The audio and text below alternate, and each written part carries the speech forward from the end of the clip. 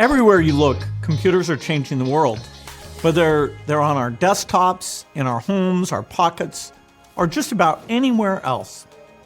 But while most of us use this revolutionary technology daily, we don't often ask, how do computers work? In this series, you're going to learn how computers really work, starting with what makes a computer a computer.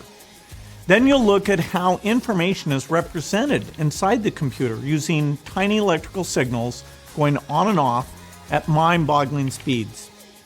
After that, you'll learn how computers use circuits to do everything from simple math to simulating entire virtual worlds.